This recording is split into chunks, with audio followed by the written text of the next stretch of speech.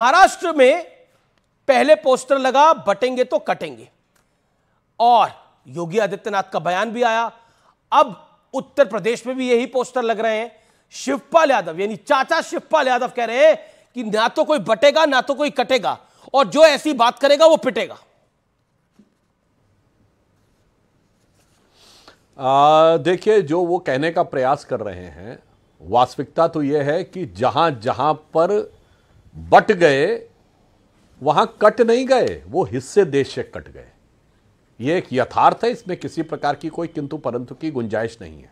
और महत्वपूर्ण बात, मैं सिर्फ एक फैक्ट ये पूछना चाहता हूं, हमारे जो प्रतिपक्षी बैठे हैं, ये इंडी गठबंधन बना क्यों था? कि विपक्ष के वोट को बटने नहीं देंगे, विपक्ष का वोट बटना नहीं चाहिए। तो मैं पूछना चाहता हूं शिवपाल जी से कि आपकी पार्टी जो समाजवादी पार्टी उत्तर प्रदेश की क्षेत्रीय पार्टी है, वो डीएमके के साथ गठबंधन में है तमिलनाडु में, ये क्या वोट कॉमन है जो डीएमके और सपा में कॉमन है कि वो बटना नहीं चाहिए था? या शरद पवार जी की पार्टी और ममता बनर्जी जी की पार्टी में क्या वोट कॉमन है जो बटना नहीं चाहिए था? या केरल की मुस्लिम लीग और बिहार की आरजेडी में कौन सा वोट कॉमन है जो बटना नहीं चाहिए था? मेरे ख्याल से देश के सारे दर्शक भली बात ही समझ रहे हैं, एक वोट बैंक ऐसा है जो बटना नहीं चाहिए, और जिसके लिए याद करिए कि कमलनाथ जी का 2018 का और 23 में विधानसभा मध्य प्रदेश चुनाव का वीडियो अवेलेबल है कि 100 का 100% वोट चाहिए, 90% आएगा तो काम नहीं चलेगा, और दर्जनों इधर उधर के वीडियो अवेलेबल हैं। मगर अफसोस क्या है, उसी के लिए ये लोग तड़पे जा रहे हैं, तरसे जा रहे हैं, और एक दूसरे को दांव और घात भी लगा रहे हैं, मगर दूसरे में कहेंगे कि बटना नहीं चाहिए। तो मैं पूछना चाहता हूं शिवपाल जी से, क्या आपने बांटा नहीं था? जब मुलायम सिंह जी नेता बने थे तो सबके नेता थे, बोल मजूरा हल्ला बोल, बोल किसानों हल्ला बोल। फिर आपने बांटा तो मायावती जी और काशीराम जी अलग हो गए, फिर अन्य जातियां अलग हो गई, और आखिर में आप जाति की बात करके सिर्फ अपने परिवार के नेता रह गए। लालू प्रसाद यादव जब बने थे 90 में तो गरीब और गुरबा के नेता थे, पासवान जी अलग हुए, पहले दलित अलग हुए, फिर नीतीश कुमार जी अलग हुए, कुर्मी अलग हुए, फिर अन्यथा जाते जाते आप केवल परिवार के रह गए।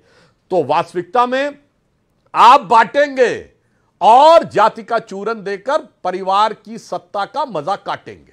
जी, नोएडा के डीएनडी पे भी ये पोस्टर लगा है। अनुराग भदौरिया, राजनीति में त्याग नहीं होता, अखिलेश यादव के इस बयान के मायने क्या निकाले जाएं?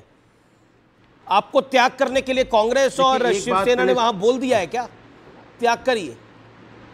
नहीं, मैं पहले सुधांशु जी का बोल दूं। सुधांशु जी, एक बात सुन लीजिए, ना हम बटेंगे ना हम कटेंगे। आने वाले चुनाव में भारतीय जनता पार्टी को सत्ता से हटाएंगे, राष्ट्र को बचाएंगे, और इंडिया गठबंधन राष्ट्र बचाने के लिए हुआ था। और हमारा जो वोट जिसकी बात करना चाहिए, तो मुझे हिंदुस्तानी वोट चाहिए, हम हिंदुस्तानी एक हैं। अब आप समझ लो कि आप किन किन की वोटों की बात कर रहे हैं। हिंदुस्तान में तो हिंदू, मुस्लिम, सिख, ईसाई, अगड़ा पिछड़ा सब है, तो हमें तो हिंदुस्तानी वोट चाहिए, क्योंकि हम हिंदुस्तान की राजनीति करते हैं, हिंदुस्तान की बात करते हैं। आप कहाँ की बात करते हो? अगर आपको वहां का वोट चाहिए तो भैया वो आप समझो, हमें नहीं चाहिए वहां का वोट।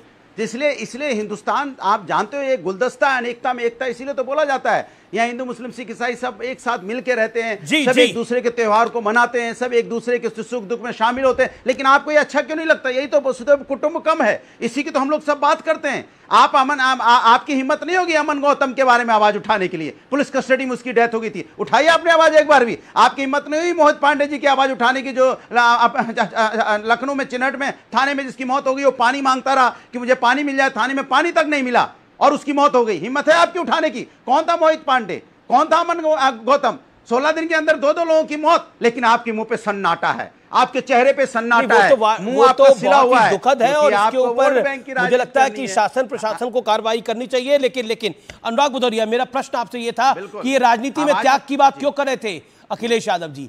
ऐसा क्या त्याग मांग लिया कांग्रेस ने और शिवसेना ने? किस वोट का त्याग मांगा है, या फिर किस सीट का त्याग मांगा है? बताइए ना। राजनीति में त्याग नहीं होना चाहिए। देखिए, किस चीज का त्याग की बात? अरे तो राष्ट्र में त्याग मतलब, त्याग का मतलब क्या होता है? क्या त्याग नहीं होना चाहिए? वो तो कह ही रहे हैं साफ साफ कि राष्ट्रीय राजनीति में त्याग का कोई मतलब नहीं होता है। कई बार ऐसा देखा जाता है, कई बार ऐसा सुना जाता है, कई बार लोग किसी चीज के लिए बहुत त्याग देते हैं, बस उसका रिजल्ट अरे आप मुझे बताइए अखिलेश, आप कोई किसी की मैं बात नहीं कर रहा, मैं किसी विषय की बात नहीं कर रहा, मैं आपके सर्वोच्च नेता अखिलेश यादव की बात कर रहा हूं। वो आपके सबसे बड़े नेता है ना आज की तारीख में कि नहीं है? आप किसी की बात कर रहे हैं? हाँ, मैं आपके नेता की बात कर रहा हूं। मैं पूछ रहा हूं अखिलेश जी ने ये त्याग वाला बयान क्यों दिया, किस लिए दिया और किस परिप्रेक्ष्य में दिया? स्पष्ट सवाल है, स्पष्ट जवाब दीजिए। और नहीं है तो बोलिए कि मुझे नहीं पता भैया। देखिए उन्होंने साफ साफ, नहीं मुझे साफ साफ मैं आपको बता दूं, उन्होंने साफ बोला राजनीति में त्याग का कोई मतलब नहीं होता। अब आप इसके बाद भी नहीं समझ पा रहे हैं तो आप कह रहे नहीं इसको समझाइए, इसका ऐसे लिखिए। उन्होंने साफ साफ बोला राजनीति में त्याग का कोई ऐसा मतलब त्याग करने के लिए क्या बोल दिया था? और परिप्रेक्ष्य नहीं, ऐसा कांग्रेस ने त्याग करने के लिए क्या बोल दिया? त्याग करने के लिए बोल दिया। ये शिवसेना ने क्या बोल दिया त्याग करने के लिए? उन्होंने तो कांग्रेस का नाम ही नहीं लिया। उन्होंने ना कांग्रेस का नाम लिया, ना कांग्रेस का नाम लिया, ना किसी दल का नाम लिया। अब मैं बताता हूं परिप्रेक्ष्य। अब मैं क्योंकि व्यूअर्स, मैंने 3 मौके दिए अनुराग भदौरिया को, 3 मौके दिए बताने के। अबू आजमी का मैं बयान कोट करता हूं, मैं कुछ नहीं बोला, सब सपा के नेता बोल रहे हैं। समाजवादी पार्टी ने 5 सीटें मांगी हैं, इनमें 2 मौजूदा सीटें हैं भिवंडी पूर्व और मानखुर्द। इसके अलावा 3 सीटें भिवंडी पश्चिम, मालेगांव और धुले शहर, यानी मुस्लिम सीटें हैं ये, और उसकी डिमांड की गई है। और अगर ये 5 सीटें नहीं मिली तो हम 25 पे लड़ेंगे, ये अबू आजमी का बयान है। और उसके बाद बयान आता है अखिलेश यादव का कि त्याग नहीं होता राजनीति के अंदर। सुधांशु त्रिवेदी।